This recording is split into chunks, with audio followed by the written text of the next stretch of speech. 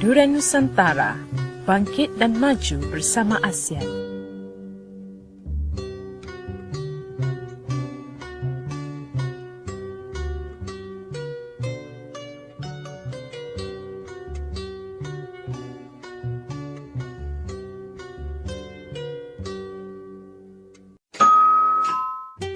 Ruang tamu kita.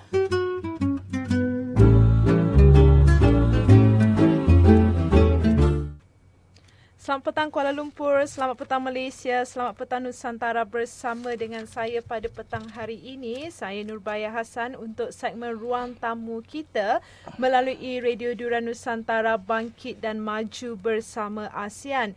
Dan untuk segmen Ruang Tamu Kita pada hari ini, Duren Nusantara telah pun menjemput seorang tetamu, iaitu Pak Dwiono Hermantoro, ataupun lebih dikenali, lebih mesra memanggil beliau Pak Herman, yang merupakan seorang pensyarah tamu kebudayaan di Universiti Pertahanan Nasional Malaysia. Pak Herman berada di Studio Nusantara untuk berkongsi dengan kita berkenaan sejenis seni muzik yang berasal dari pengaruh Indonesia, iaitu muzik keroncong. Apa khabar Pak Herman? Alhamdulillah, kabar baik. Ya, terima kasih kerana menyudikan diri Pak Herman datang ke studio saya ini, studio kami pada hari ini untuk bersembang-sembang, untuk berkongsi ilmu mengenai seni muzik keroncong. Dan untuk makluman para pendengar, ia mulai diperkenalkan ke semenanjung Tanah Melayu pada akhir abad ke-19 apabila ramai pekerja buruh dari Indonesia, terutamanya dari Pulau Jawa, berhijrah ke Malaysia untuk mencari pekerjaan. Saya tak nak sembang panjang, saya tak nak sendiri yang beritahu para pendengar mengenai sejarahnya. Saya nak Pak Herman sendiri beritahu para pendengar mengenai sejarah muzik keroncong ini, bagaimana ia masuk, bagaimana ia mula terbentuk di Nusantara, kemudian masuk ke Tanah Melayu. Ya. Sebetulnya saya tidak begitu arif dari segi sejarah ya, tetapi berdasarkan pengalaman dengan dengan beberapa pendahulu saya atau dari cerita-cerita para pendahulu atau dari membaca begitu ya. Memang banyak orang mengatakan, saya pakai bahasa Melayu apa bahasa mana nih? Bisa, dua-dua bisa. Ramai orang mengatakan bahwa keroncong itu berasal dari Portugis. Banyak yang menulis tentang itu, tetapi juga ramai yang tidak memastikan atau ragu-ragu dalam pengertian apanya yang dari Portugis. Apakah keseluruhan dari keroncong yang kita dengar sekarang itu dari Portugis? Saya kira juga itu satu pertanyaan yang menarik juga. Tetapi yang pasti yang dapat kita lihat yang bukan berasal dari tempatan atau dari Nusantara atau tepatnya dari Indonesia adalah alat-alatnya. Yang pertama itu yang disebut ukulele. Itu memang bukan musik tradisional tempatan ya. Itu memang dari sana. Kemudian kalau kita melihat alat-alat lain seperti violin, kemudian gitar, kemudian ca ya, seperti itu. Kemudian disebut ukulele, kemudian disebut dengan cu. Itu dibuat dari alat bunyinya adalah dari nylon. Kemudian kalau ca itu dari string. Flute, kemudian cello, kemudian double bass. Tentu di sini terjadi satu penanganan dari katakanlah dari orang tempatan, yaitu cara memainkannya yang sangat khas sekali. Misalnya adalah cak dan cuk itu berpasangan. Kemudian cello itu bukan digesek ya, tapi dia dipetik. Dipetik.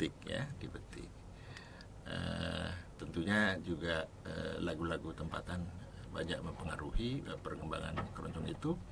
Yang pada asalnya keroncong itu dimulai dari sebuah kampung di Betawi atau Jakarta sekarang, yaitu Kampung Tugu, yang menurut cerita mereka adalah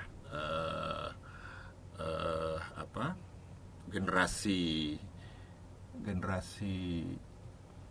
kurang pasti, tapi mereka ada keturunan atau ada kaitannya dengan orang-orang Portugis itu.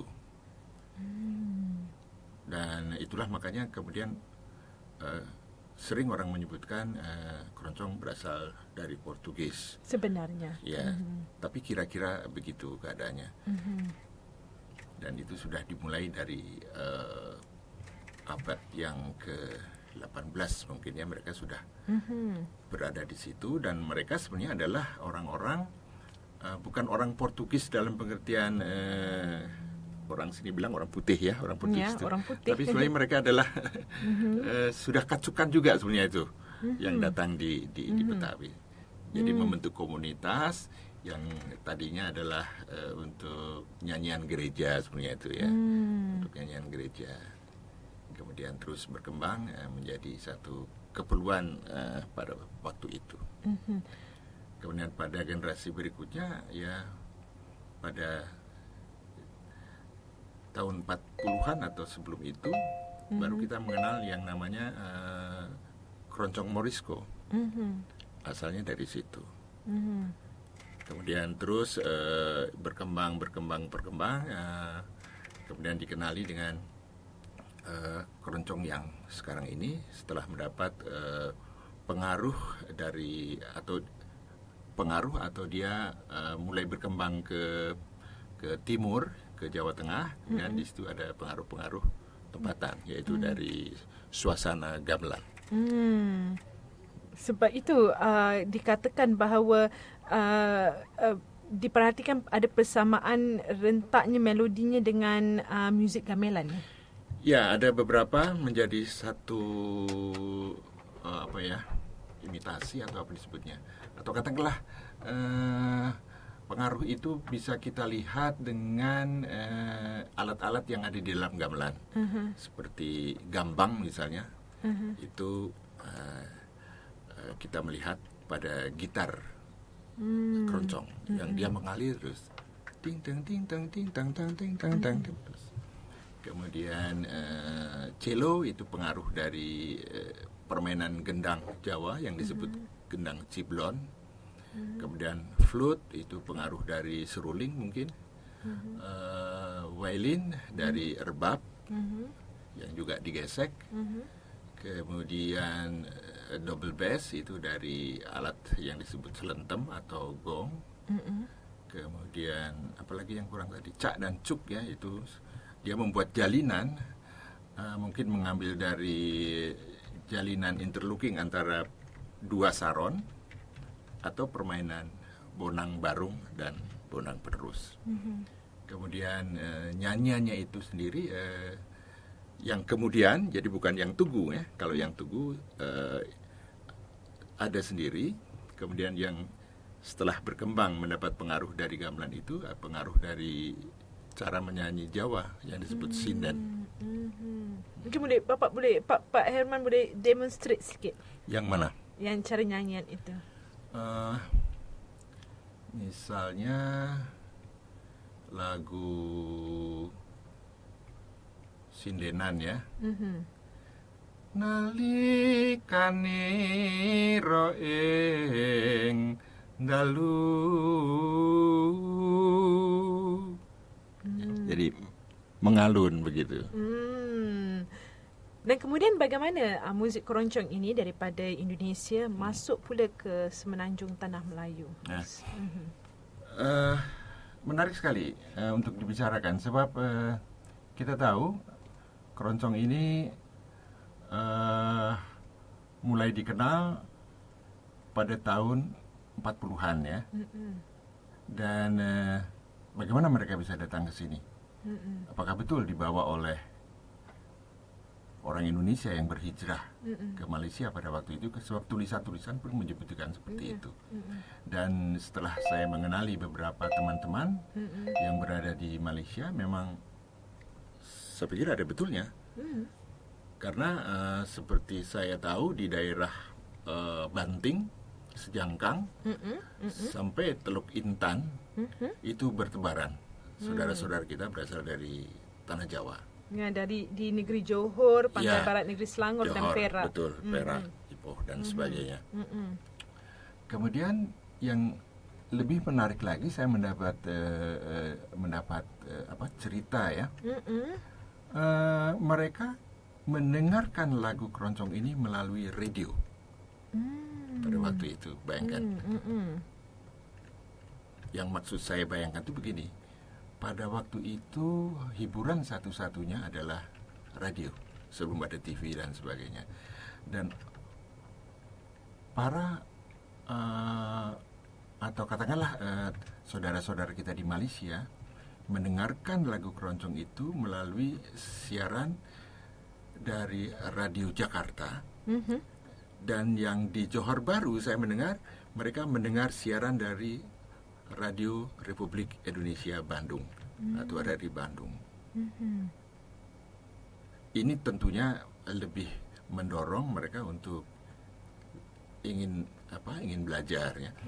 Di samping tadi saudara-saudara kita yang dari Indonesia, khususnya dari Jawa, karena seperti kita ketahui mereka datang ke sini tidak saja membawa badan, tetapi dalam jiwanya juga membawa keseniannya. Ya. Seperti kita tahu calempong ya, talempong itu sebenarnya ya itu dari Minang. Dan mereka tadi tidak hanya membawa badan, tapi membawa jiwanya juga. Kemudian Gordang 9 orang Tapanuli, ya. Kemudian dari Bawean dengan Marhaban Dia. Kemudian yang Jawa lebih banyak. Ada gamelan, ada wayang kulit, ada ketoprak, ada wayang uwong, ada cempulingan, ada barongan, ada angklung. Dan rupa-rupanya inilah yang kemudian tumbuh di sini di Malaysia menjadi salah satu cara mereka mungkin sebagai satu hiburan ya. Pertama untuk mengenang kampung halaman. Kedua untuk merapatkan silaturahmi di antara mereka supaya ada satu tempat, ada satu situasi atau satu keadaan untuk saling mendekat melalui kesenian mereka. Dan keroncong sudah juga merasuk di mereka. Seperti kita tahu di Johor Bahru ada banyak kumpulan keroncong pada waktu itu. Dan sampai sekarang saya aktif di salah satu kumpulan keroncong yang para ahlinya adalah kaum Jawa di Batu Pahat, keroncong Bintang Selatan. Kemudian saya juga aktif di Sejangkang dengan Pak Rahim. Kemudian terakhir saya aktif dengan kumpulan keroncong Arif Lukisan di Kuala Lumpur. Dan Pak Herman, setahu saya selepas Perang Dunia Kedua, muzik keroncong ini semakin popular sehingga ke Singapura pula. Ya. Mungkin sehingga contohnya seniman agung negara Tan Sri P. Ramlee sendiri, kebanyakan lagu-lagunya adalah berunsurkan muzik keroncong. Jadi mungkin Pak Herman boleh jelaskan lebih lanjut kerana muzik keroncong ni ada nama di Singapura juga. Ya seperti saya katakan tadi bahwa pertama tadi para pendatang ya atau para imigran yang bekerja di Malaysia tidak saja buruh sebenarnya mereka itu. Memang ada yang diambil sebagai pekerja di ladang pada waktu itu. Tapi ada juga yang datang melarikan diri karena takut ditangkap oleh Belanda. Termasuk pakcik saya sampai sekarang hilang entah kemana. Pada waktu zaman Jepun katanya. Kemudian ada yang masalah keluarga. Kemudian ada yang ingin naik haji, tetapi tak kesampaian, hanya tersadai di Singapura.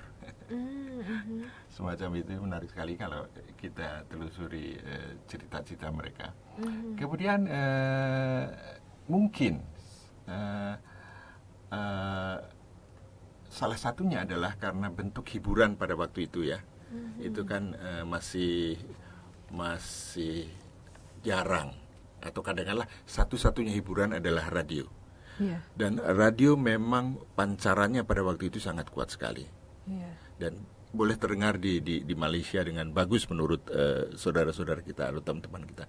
Termasuk pada waktu itu saya juga masih kecil, katakanlah tahun 50-an, saya juga mendengar radio Malaysia dari Indonesia cukup jelas. Saya berada di Bandung pada waktu itu. Jadi bukan main. Pada waktu itu saya bisa boleh membayangkan lagu-lagu Melayu yang hanya dalam impian seolah-olah begitulah. Di mana ya Melaya itu? Pada waktu itu masih Melaya ya. Itu salah satu ya. Jadi hiburan menjadi salah satu daya tarik mereka, sehingga penyebaran lagu-lagu itu menjadi satu hiburan penting. Yang kedua mungkin jenis hiburan itu sendiri juga pada waktu itu belum banyak ya. Sekarang kan ada rock, ada ada jazz, ada macam-macam begitu kan. Sekarang apalagi ada TV dan sebagainya dan sebagainya. Kemudian yang tidak kalah menariknya adalah peranan lagu Bengawan Solo. Ya.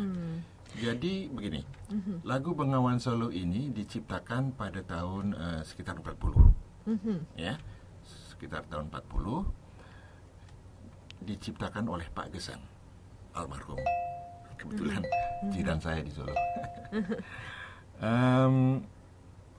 Pada waktu itu, Pak Gesang adalah seorang penyanyi yang selalu diundang oleh tentara Jepun. Di kamp-kamp Jepun. Beliau diundang dari seluruh Pulau Jawa sampai hingga Sumatera. Untuk acara? Untuk menghibur tentara Jepun. Sehingga waktu itu ada pertandingan juga. Beliau juga menjadi Johan kalau tidak salah. Nah, lagu Bengawan Solo ini diminati oleh tentara Jepun. Karena saya melihat dari segi interval ya. Nuansa interval Bengawan Solo itu juga setelah saya amati itu mendekati lagu-lagu tradisional Jepun. Ya. Kemudian setelah Perang Dunia Kedua atau setelah Jepun kalah, bahkan mungkin sebelum itu lagu-lagu itu sudah dikenal oleh tentara Jepun. Kita tahu tentara Jepun tidak hanya berdomisili berada di kamp-kamp di Indonesia, tapi dia juga menyebar, ada di Malaysia, ada di Malaya waktu itu ya. Di Malaya kemudian di daerah Pasifik, kemudian di merata-rata tempat. Dan inilah yang orang Korea juga mengenal lagu Jepun, karena pada waktu itu sebenarnya tentara Jepun itu bukan orang Jepun asli, ada orang Korea juga, ada orang Cina juga sebenarnya itu. Nah pada waktu selesai perang dia pulang juga membawa lagu Jepun itu, lagu Bengawan Solo itu. Ya. Kemudian juga tidak kalah pentingnya orang-orang Belanda yang juga berada di Indonesia setelah Jepun kalah. Ya. Makanya nanti ada beberapa lagu pengaruh-pengaruh dari Belanda dalam pengertian seni kata ya, seni kata yang menggunakan tuan itu, karena kita memang memanggil Belanda itu tuan pada waktu itu. Nanti lagunya saya lupa, lagu keroncong, nanti kita cari lagu yang ada bunyi tuan. Agaknya itu yang menjadi faktor ya mengapa pada Perang Dunia Kedua ya. Dan ternyata menurut apa yang Pak Herman jelaskan tadi, muzik keroncong ini bukan saja untuk muzik orang-orang elit, tetapi sebenarnya muzik ini datangnya daripada muzik rakyat ya Pak. Iya. Nah, sebab itu kan dimulai dengan, kalau kita kembali ke peristiwa yang lampau pada masa sebelum atau mula keroncong itu terbentuk, itu kan hanya ukulele. Ya. Krung krung krung kencurung kencurung, mungkin itu bunyi keroncong itu dia menyanyi di tepi-tepi jalan pada waktu terang bulan, mungkin untuk menggoda lelaki pasangan yang ya, lain, pasangan yang lain ya. dengan melantunkan suaranya. Makanya pada waktu itu ada istilah buaya keroncong ya. Buaya keroncong itu seseorang yang melantunkan lagu keroncong dengan bagus, dan dia aktivitinya adalah, atau katakanlah dia selalu melakukan segala keinginannya katakanlah begitu melalui lagu keroncong. Artinya waktu gembira dia menyanyi keroncong, waktu sedih dia menyanyi keroncong, ya, waktu berduka dia menyanyi keroncong, sehingga ada istilah buaya keroncong. Dan istilah buaya keroncong ini juga diberikan kepada Pak Gesang. Mungkin kita dengar ya suara Bengawan Solo ya. Boleh? Mungkin boleh mainkan lagu Bengawan Solo. Betul, sebab ini yang menarik. Begini, banyak lagu Bengawan Solo itu direkam oleh hampir semua penyanyi. Dan ada banyak genre. Ya. Direkam oleh Hetty Sendang, mungkin orang kenal Hetty Sendang. Pasti. Ada lagu Bengawan Solo.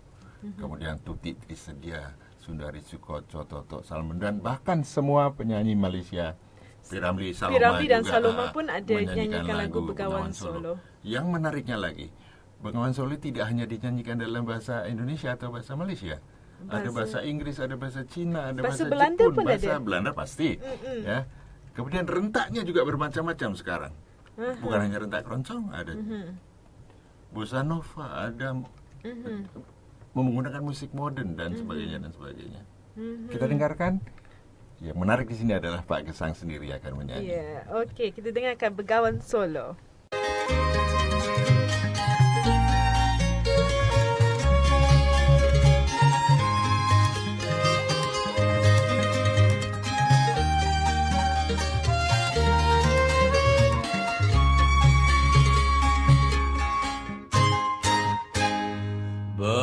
Bengawan Solo,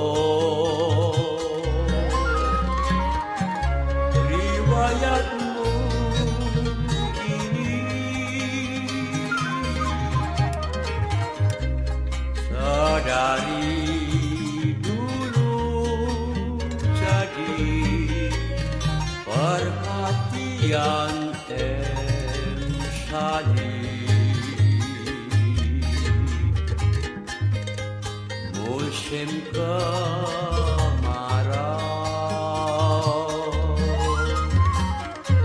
tak berapa airmu di musim hujan, air meluap sampai jauh.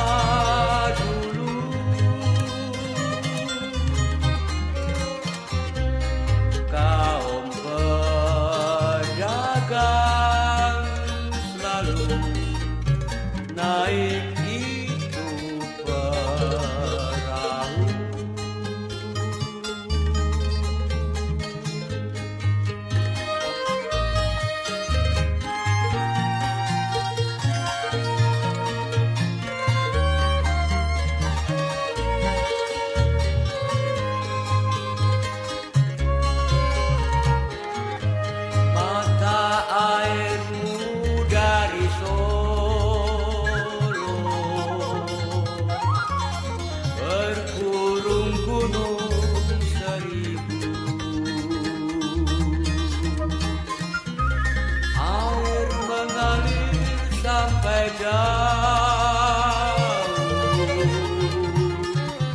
akhirnya berlalu.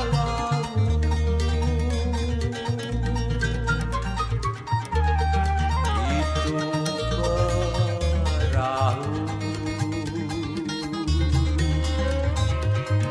riwayatnya dulu,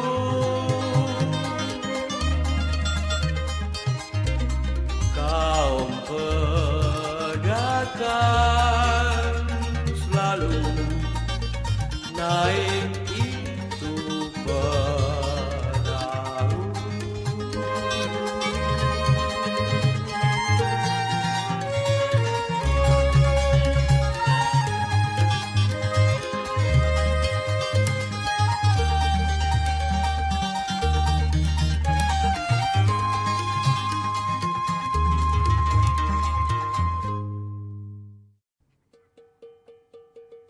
Saya Ramli bin Mahmud, Tok Awang Bati. Jangan koyak kacang Cina. Bunga darian duk kembang pagi. Janganlah tolak Awang Bati ini dagang yang hina. Kuih hari kemudian nak berguna lagi. Anda sedang mendengar Durian Nusantara bangkit dan maju bersama ASEAN.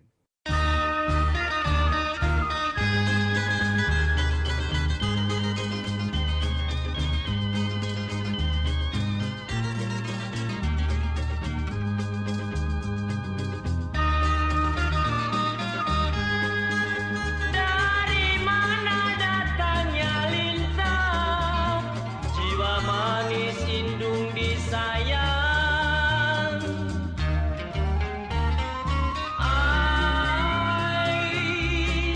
Darilah sawah turun ke kali. Dari mana datangnya cinta, darilah mata turun ke hati. Sungguh enak buah kenari, jiwa manis indung disayang.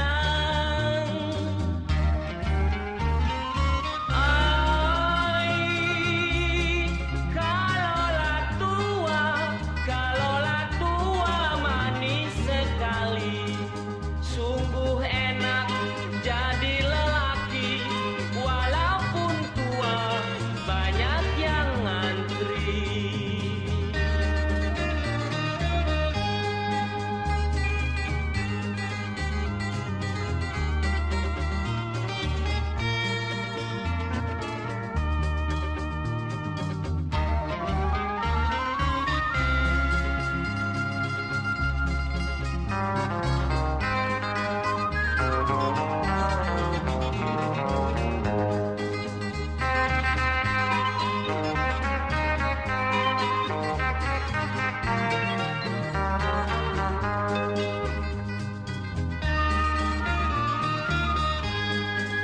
Surabaya berupa-rupa, jiwa manis indung disayang.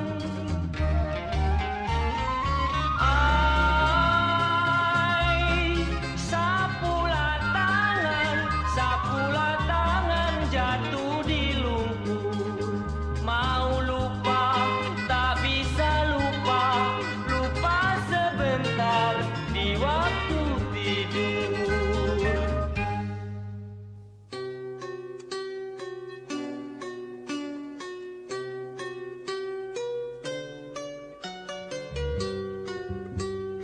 Durian Nusantara bangkit dan maju bersama ASEAN.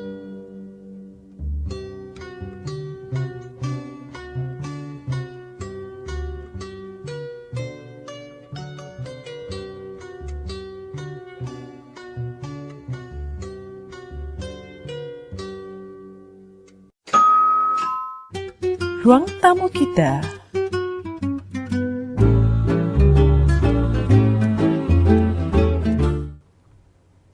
Terima kasih kerana masih lagi bersama dengan saya, Nurbaya Hassan, untuk segmen Ruang Tamu kita melalui Radio Durian Nusantara Bangkit dan Maju bersama ASEAN. Dan untuk segmen Ruang Tamu kita pada hari ini, saya tidak keseorangan menemani anda di luar sana. Saya bersama dengan Pak Diono Hermantoro, iaitu merupakan pensyarah tamu kebudayaan di Universiti Pertahanan Nasional Malaysia. Dan Pak Herman, lebih singkat, lebih manis untuk saya panggil beliau Pak Herman, telah bercerita, telah berbagi ilmu dengan para pendengar mengenai keroncong yang merupakan sebuah nyanyian warga Nusantara. Dan Pak Herman dah jelaskan kepada para pendengar mengenai sejarah dan bagaimana ia berkembang sehingga ke Singapura, ke Tanah Melayu dan sebagainya. Dan sekarang ini saya nak, bukan saya saja, saya rasa para pendengar Durian Nusantara juga ingin tahu struktur ataupun jenis-jenis muzik keroncong ini. Mungkin Pak Herman boleh jelaskan serba sedikit supaya kami faham. Keroncong ini dapat dilihat dari berbagai aspek, mungkin dari musiknya, dari bentuk lirik, kemudian dari cara permainan ya. Kalau kita melihat dari liriknya misalnya, kita bisa melihat keroncong ini biasanya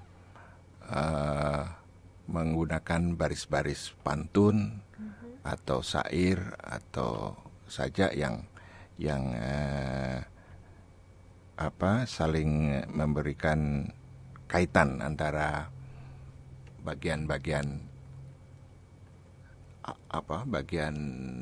katakanlah kalau struktur itu kita sebut struktur langgam misalnya, itu terdiri dari bentuk E, kemudian bentuk B, kemudian kembali ke E. Jadi strukturnya adalah EE, BE. Dan itu jumlahnya ada 32 birama atau 32 bar. 32 bar. Kemudian tadi mengenai liriknya, mungkin boleh bercerita tentang keindahan alam, boleh bercerita tentang kekasih, tentang cinta kepada tanah air, kemudian tentang kesedihan,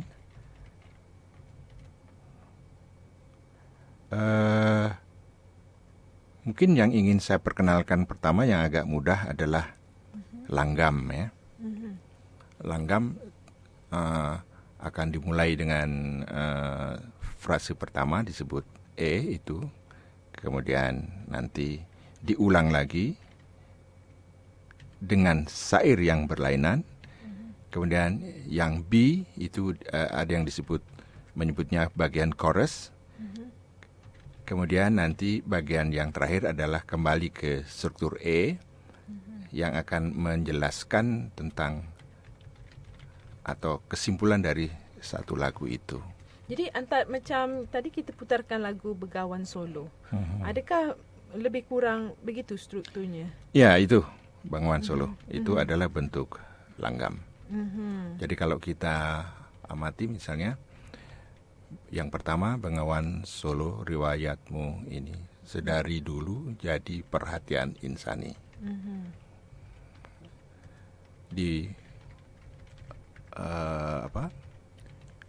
Kemudian yang kedua menyebutkan tentang musim. Musim kemarau, tak seberapa airmu. Kemudian yang B adalah bagian chorus. Mata airmu dari Solo terkurung gunung seribu. Yang cerita terakhir adalah bahwa Bengawan Solo itu dilalui untuk para pedagang. Mungkin untuk lebih jelasnya kita lihat pada lagu bentuk langgam yang lainnya, lagu Senja di Kampung Pandan ya. Boleh kita putarkan.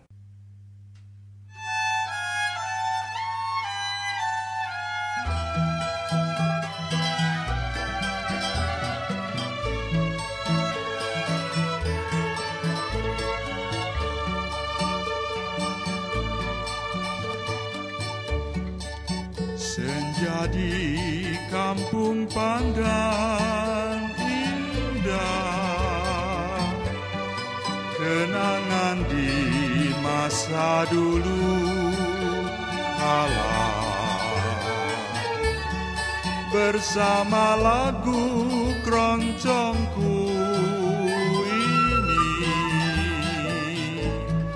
ku jumpa dengan si dia.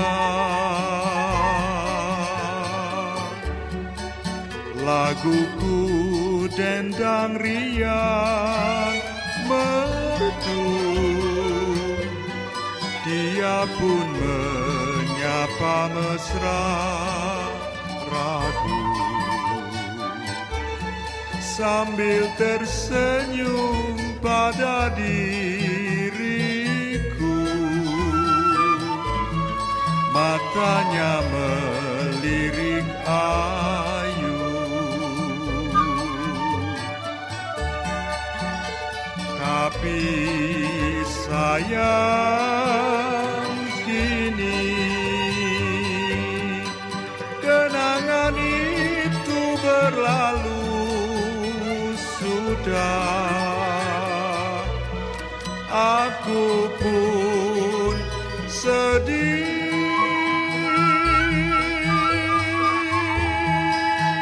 memikirkan dirinya. Aduh sayang. Ya, itu tadi yang disebut langgam ya. Jadi kalau kita amati begini. Senja di kampung pandan indah, kenangan di masa dulu kala, bersama lagu keroncongku ini, ku jumpa dengan si dia. Nah, itu bagian E. Ya, bagian E. Okey, itu dah A, B, A. Kemudian, nah itu sama E, hanya yang syair yang kedua. Nanti bagian yang akhir adalah matanya melirik ayu. Kemudian yang B yang disebut chorus kalau dalam musik biasanya. Tapi sayang kini kenangan itu berlalu sudah. Selalunya di bagian chorus tu tinggi sedikit kan? Kadang-kadang ada yang naik, ada yang turun. Jadi artinya apa? E dengan yang kedua, lirik yang kedua adalah frase yang kedua adalah apa nih? Lirik yang kedua masih bentuk E. Secara apa nih? Secara sebenarnya ini agak lebih teknik ya. Ya, faham. Disebut progressive chord gitu ya. Kemudian nanti chorusnya adalah di bagian yang B. Kemudian nanti kembali lagi ke E. Jadi E, B, E. Itu contoh keroncong langgam. Langgam, ya. Jadi yang seterusnya ada jenis stambul, Pak. Stambul, ya. Kalau stambul itu hanya E dan B. A dan B saja. Tak ada chorus di situ. Tidak ada chorus. Dan menarik Stambul ini karena ada cerita di sebalik itu. Kenapa disebut Stambul sebenarnya kan? Kita tahu Stambul itu ibu kota negara Turki ya. Ya, Istanbul. Istanbul. Jadi pada zaman itu, zaman baheula kalau kata Sundanya mah, zaman dulu. Ada teater keliling, ya, sandiwara atau semacam itu yang disebut bangsawan kalau di sini. Di Indonesia disebut Stambul.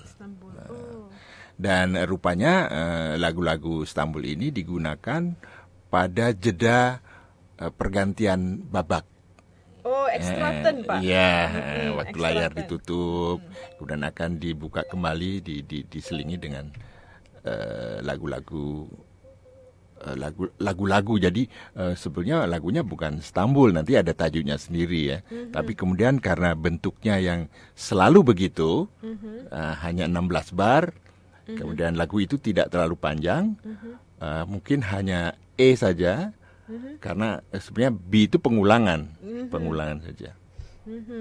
Begitu. Okey, mungkin Bapak boleh bagi sedikit Ya. contoh Stambul? Itu lagu Baju Biru ya, kita dengarkan saja. Tatkala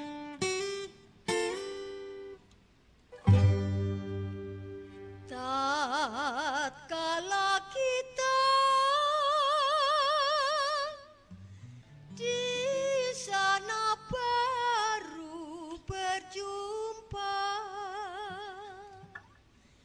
yang pertama-tama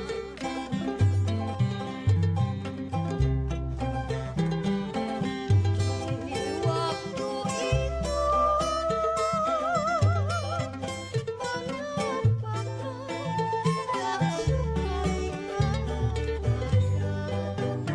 itu, mengapa kau tak suka lihat remuk reda, hatiku berlayar di alun rindu asmara. Oh, kepadamu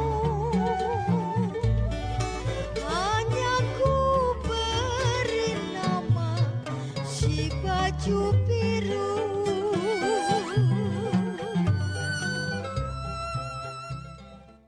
Itu tadi para pendengar, Istanbul Baju Biru ya. Jadi kalau kita lihat dari liriknya saja kita bisa melihat itu hanya 2 frase. Kemudian dari segi melodi pun hanya terdiri dari E dan B. Contohnya begini. Tak kala kita di sana baru berjumpa, yang pertama-tama. Di waktu itu mengapa kau tak suka lihat parasku. Kemudian yang B, remuk redam, hati melayang di alun rindu asmara. Oh, kepadamu hanya ku beri nama si baju biru. Begitu. Okay, Jadi itu hanya E dan B, B. selesai. Tidak seperti langgam B, Kemudian ada chorus kan? Ya. Ini tak ada chorus. Okey. Itu Istanbul. Kalau Istanbul. kalau asli pula bagaimana Pak? Satu lagi keroncong asli. Ini bahkan sering disebut ini sebagai awal lagu keroncong. Adalah keroncong asli sebenarnya itu. Jadi tadi kita sudah menyebutkan langgam ya, Istanbul dan keroncong. Terbalik. Mestinya tadi keroncong dulu, tapi tidak ada masalah saya pikir. Yang penting kita sudah memenuhi beberapa bentuk. Nah, yang keroncong asli itu bentuknya adalah A, B, C. A, B, C. Hanya di tengah-tengah nanti ada yang disebut interlude, ada selingan, ada musik dalam 4 bar. Antara contoh lagu untuk keroncong asli. Mungkin kita kenalkan lagu Keroncong Morisco ya. Sebab ini menurut catatan sejarah, ini keroncong yang pertama sekali disebut keroncong asli adalah Keroncong Morisco. Yang menurut cerita ini ada yang menyebutnya ini sebuah kumpulan tarian, ada yang menyebutnya sebuah lagu yang katanya ada pengaruh dari Portugis. Ya, kita dengarkan bersama lagu Keroncong Morisco.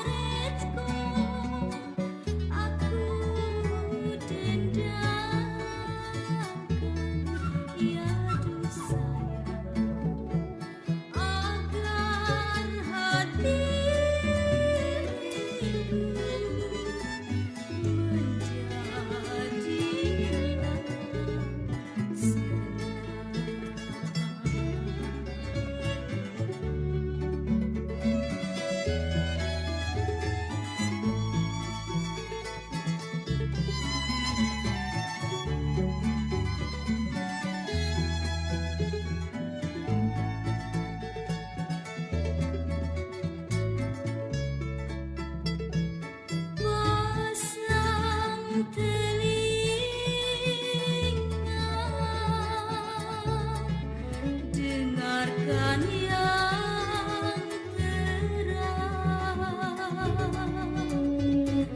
Apa yang ku katakan di ini dendam.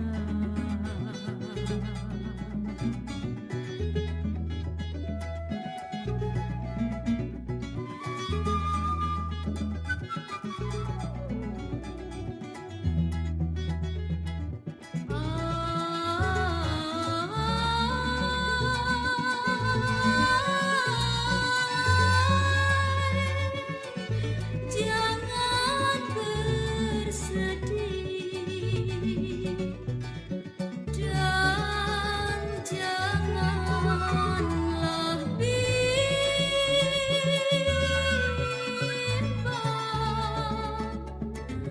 mendengarkan ini, hatinya lah senang.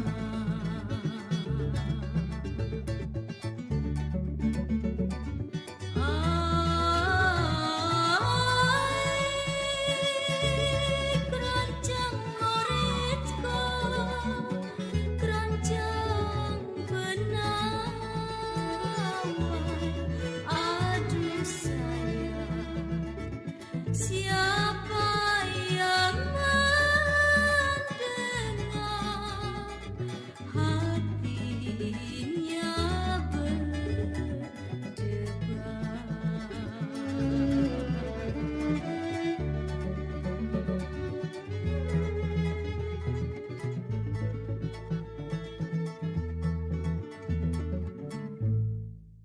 Okey, itu contoh bentuk lagu keroncong asli Ya. yang yang Pak Herman kata tadi berbeza dengan keroncong langgam dan keroncong Istanbul kerana dia ada bentuknya adalah A, B dan C, ya. kan Pak kan.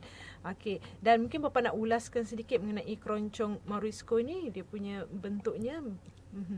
Ya, jadi biasanya kalau keroncong asli itu dimulai dengan pembukaan, permainan pembukaan itu semacam intro begitu.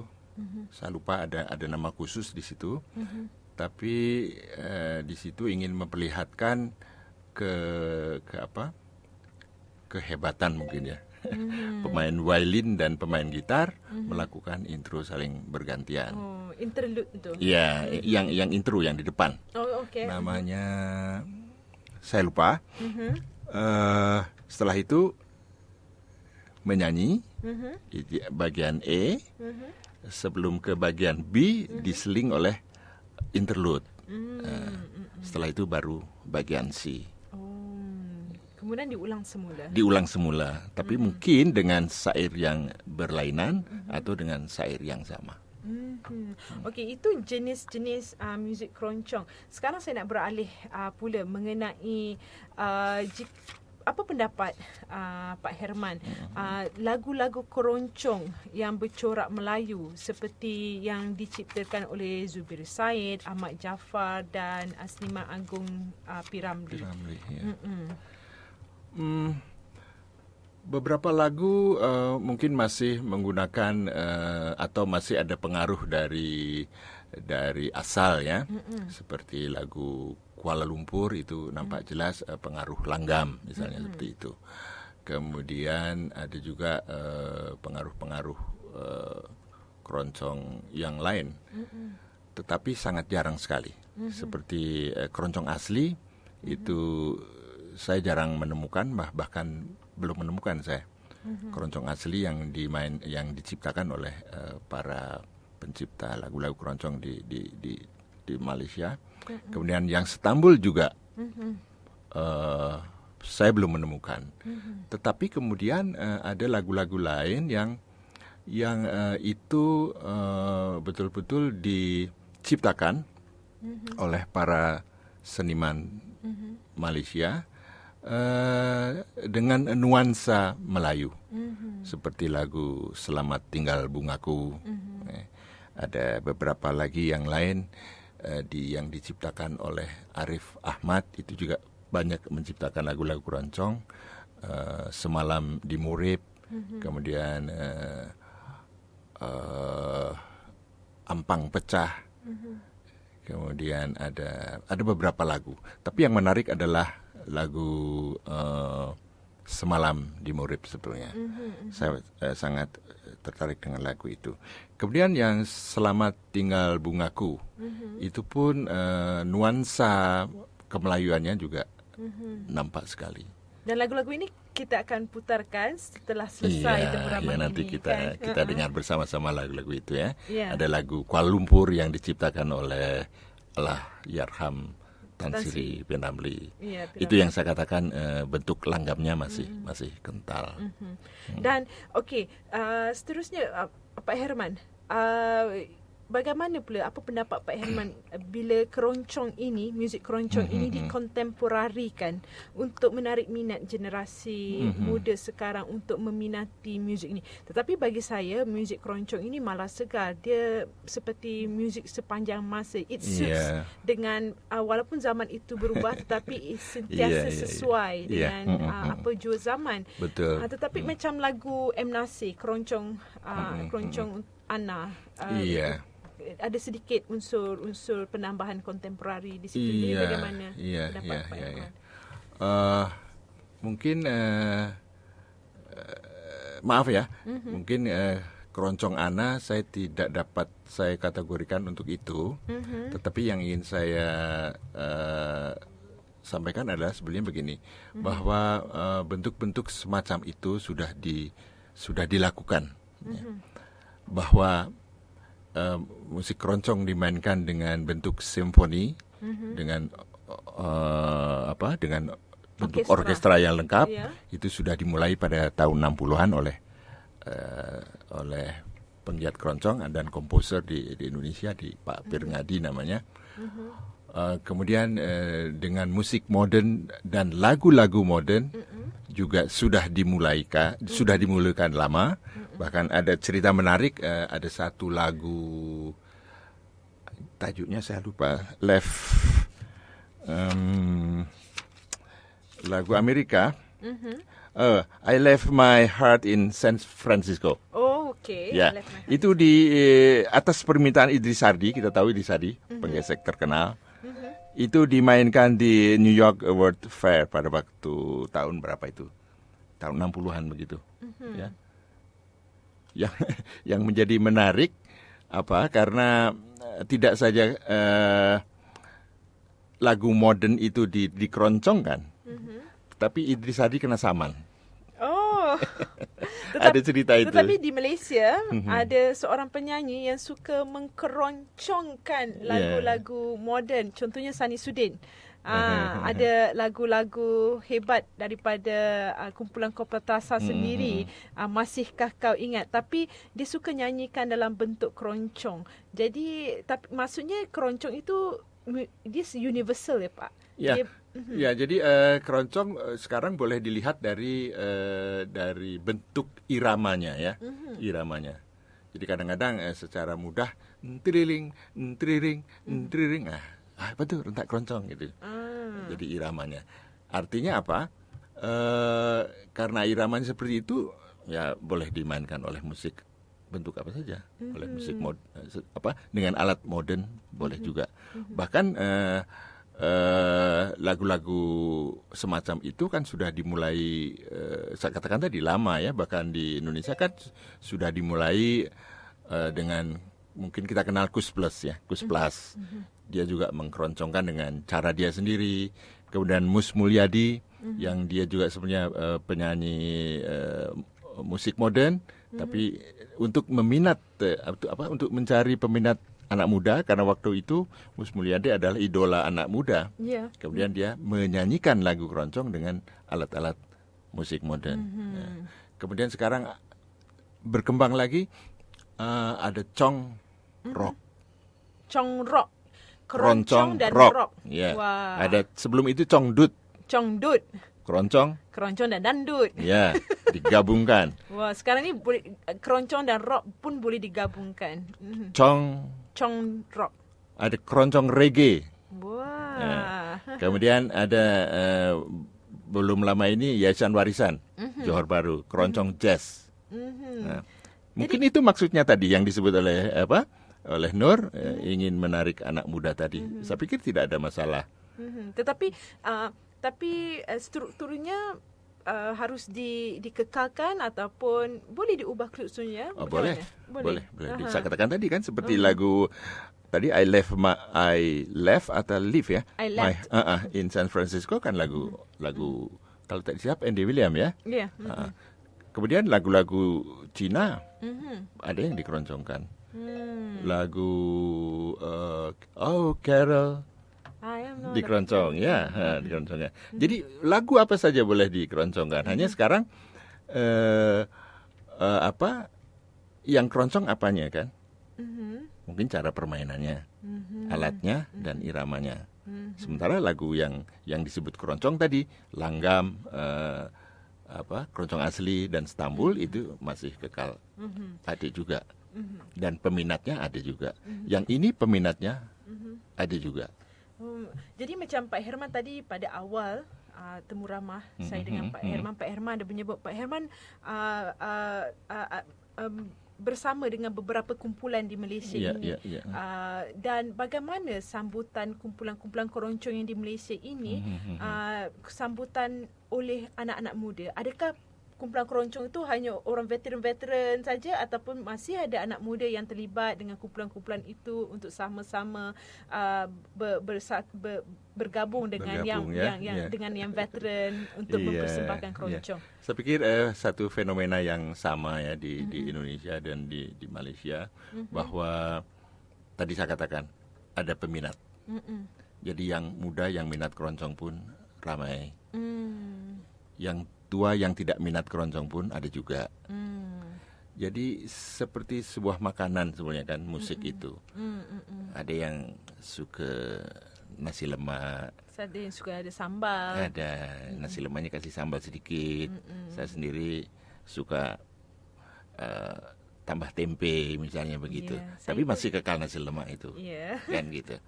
Nah kemudian perkara nanti ada yang mengatakan tadi perkara rosak ke tak rosak lagu keroncong. Saya pikir tidak rosak ya sepanjang tadi bahwa penonton, maksud saya penonton, kemudian para pendengar, kemudian si penggiat sendiri itu kan berbagai-bagai kan. Silakan sekarang tinggal memilih mau yang mana. Ya, kalau mau yang meriah mungkin congrok. Mau sambil menari ambil yang congdut. Saya pilih congdut. Kalau yang mau dengan duduk tenang sambil membayangkan keindahan alam, ambil yang keroncong asli begitu kan. Mau membayangkan tentang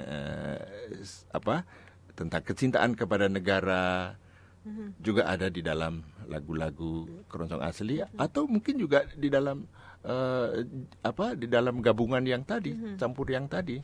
Okey Pak, saya nak tanya, lagu Negaraku, lagu kebangsaan Malaysia merupakan asalnya sebuah lagu Terang Bulan namanya kan. Jadi lagu Terang Bulan ni lagu keroncong. Saya tidak pasti ya, hanya memang seingat saya lagu itu sering dimainkan dalam irama keroncong. Dan era-era itu kan pada tahun 40-an, 50-an lagu itu sudah dikenal kan. Hanya kemudian jadi lagu Negaraku karena lagu itu mulai digunakan untuk lagu kebangsaan negeri Perak kalau tak silap ya. Dengan cerita yang lain. Jadi apakah lagu Terang Bulan itu asalnya dari Indonesia atau dari mana? Mungkin ini perlu satu kajian ya. Sebab ada yang mengatakan lagu itu lagu dari Prancis misalnya begitu. Hanya ya kita tahulah pada waktu itu sama seperti sekarang, pengaruh-pengaruh dari luar kan masuk juga ya. Dan saya nak tanya juga, adakah keroncong ini ada kaitannya dengan orang-orang pulau? Maksudnya kalau di Miami kan dengan ukulele. Jadi ada pengaruh muzik pulau-pulau seperti muzik di Hawaii. Ada pengaruh itu tak keroncong? Saya tidak tahu persis melihat itu, hanya memang ada beberapa kumpulan yang terdahulu menggunakan gitar Hawaiian tuh. Gitar Hawaiian. Hawaiian. Dan itu pun tidak semua kumpulan menggunakan musik itu. Jadi kalau disebut musik kepulauan, saya pikir boleh juga. Tapi kalau itu menjadi musik rakyat pun boleh juga, karena unsur-unsur dari persekitaran ya. Sebab kita tahu ada musik istana, ada musik rakyat, ada musik tradisi kalau kami sebut sana.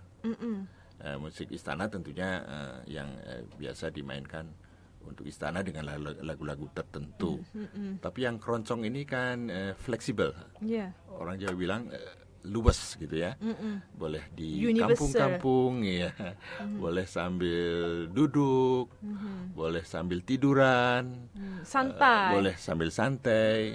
Lain dengan musik yang formal kan harus duduk di sebuah kursi yang tersusun, masuk harus menggunakan tali leher dan sebagainya. Jadi formal. Nah, keroncong tidak.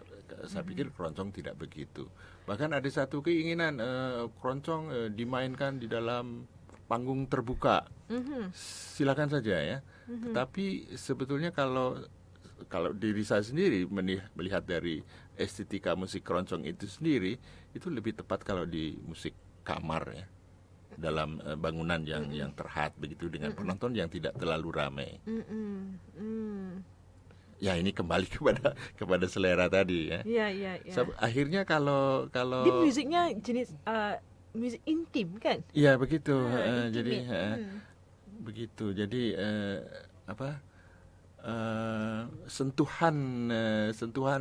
sentuhan rasa itu tidak timbul.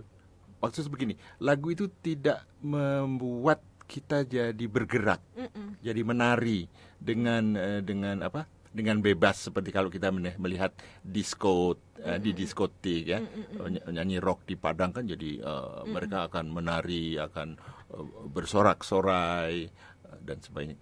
Keroncong saya pikir tidak. Dia akan duduk, kalaupun ingin senyum-senyum dengan sederhana begitu. Kalaupun menari mungkin hanya menggerakkan bagian-bagian bahu sedikit, bergoyang sedikit. Lain dengan musik dangdut ya. Dangdut pinggul. Iya, macam-macam. Jadi itu memang musik-musik semacam itu memang dihaskan untuk menarik orang supaya menari mungkin. Tapi kalau keroncong tidak, saya pikir. Okey Pak, dan soalan terakhir saya ini berkenaan dengan generasi muda. Apa pendapat Pak Herman? Mungkin Pak Herman boleh berkongsi dengan para pendengar bagaimana kita nak meramaikan lagi, menarik muda-mudi sekarang untuk meminati muzik keroncong ini, supaya muzik keroncong ini tidak akan mati ataupun dia akan sentiasa sesuai dengan peredaran zaman. Iya, ini memang pertanyaan yang selalu dengar di mana saja, di mana saja. Ya, kembali kepada tadi nilai atau nilai estetika yang dihasilkan oleh musik keroncong. Bentuknya kan semacam itu ya, membuat orang santai dan sebagainya, tenang, tidak bising dan sebagainya. Dan saya tidak percaya bahwa anak muda tidak menyukai jenis musik semacam itu. Pasti ada anak muda yang suka. Dan juga tadi saya katakan bahwa belum tentu juga orang tua suka keroncong. Ada juga yang tidak suka. Jadi kalau saya boleh bukan boleh ya, kalau saya mengharapkan mungkin boleh juga ya ini mungkin siaran-siaran yang terus-menerus, persembahan-persembahan yang juga selalu diadakan di tempat-tempat di mana anak muda itu berada. Dan yang perlu juga adalah untuk menampilkan para penyanyi-penyanyi idola, kalau boleh, kalau mereka mau juga, mungkin untuk menyanyikan lagu-lagu keroncong. Seperti mungkin sudah dimulai dengan Dato' Siti Nurhaliza. ya, ada beberapa lagu keroncong. Mungkin itu satu cara untuk menarik mereka. Seperti di Indonesia dulu kan dimulai dengan Gus Plus. Gus Plus itu bukan penyanyi keroncong, dia penyanyi modern ya. Kemudian Mus Mulyadi juga begitu. Dia menyanyikan keroncong untuk menarik anak muda. Nah, mungkin boleh ditiru cara-cara itu. Kita minta mungkin Ramli Sarip untuk menyanyikan lagu keroncong. Kemudian siapa sekarang yang sedang top di Malaysia? Siapa? Penyanyi anak muda, idola anak muda. Hafiz Suib. Misalnya begitu kan, kita minta untuk menyanyikan lagu keroncong. Jadi untuk itu kerana mereka ikon belia, ikon anak muda. Ya. Jadi mungkin melalui pengaruh mereka boleh menarik minat Betul, anak-anak itu muda. salah satu cara ya, di samping tadilah seperti radio ini Durian Nusantara, Jangan Jemu juga. Ya, kami untuk sentiasa memainkan memainkan lagu keroncong seperti yang sudah didahului oleh Base 104 di Johor Bahru. Hanya kalau saya boleh komentar ya, yang di Base 104 itu hanya satu arah, dia hanya memperdengarkan saja. Yang saya maksud mestinya ada satu bagian untuk menyapa pendengar. Dan itu memang tidak boleh. Kalau yang Johor Bahru memang hanya diperdengarkan saja. Mungkin di sini di Durian Nusantara ada semacam itu. Misalnya lagu ini ditujukan untuk suamiku tercinta di rumah. Selamat mendengarkan lagu Istanbul Baju Biru. Jadi ada apa nih? Ada sapaan kepada penonton, kepada pendengar ya. Kerana lagu keroncong itulah maksudnya. Ya, kan. Jadi seperti di Johor Bahru ya maaf, mungkin saya tidak melihat seberapa jauh perhatian respon dari pendengar. Apakah hanya didengar ada pendengar, tak semuanya itu dimainkan dari jam berapa sampai jam berapa, kita tidak tahu. Tapi kalau kita menyapa, mungkin nanti ada pendengar atau siapa yang mengirim surat kepada kita, tolong putarkan lagu ini. Lagu ini ditujukan jadi kepada salah satu cara untuk memberi beritahu kepada para pendengar lagu-lagu yang keroncong yang lama. Iya, sekaligus tadi kita mengetahui seberapa ramai sebenarnya yang mendengarkan keroncong pada malam itu, mendengar keroncong dengan cara tadi, kalau perlu online, telepon. Online. Iya. Halo, saya minta lagu ini boleh tak? Oh ya, saya sediakan lagu Anda untuk malam ini. Buka telepon. Jadi itu salah satu cara melalui media untuk adakan satu segmen untuk lagu-lagu keroncong. Jadi lagu-lagu keroncong yang lama diperdengarkan semula. Keroncong yang lama, keroncong yang baru. Ya. Kalau perlu nanti saya jadi DJ boleh kalau. InsyaAllah. Terima kasih Pak. Terima kasih Pak Herman kerana sudi bersama dengan saya pada petang ini untuk lebih kurangnya bersama-sama mengenai muzik keroncong yang merupakan sebuah muzik ataupun nyanyian warga Nusantara yang tidak pernah diluput zaman, sentiasa sesuai dengan zaman, setiap zaman. Terima kasih Pak sekali lagi. Itu saja temu ramah saya dengan Pak Herman untuk hari ini, untuk segmen ruang tamu kita melalui Radio Durian Nusantara Bangkit dan Maju bersama ASEAN. InsyaAllah kita bertemu lagi nanti.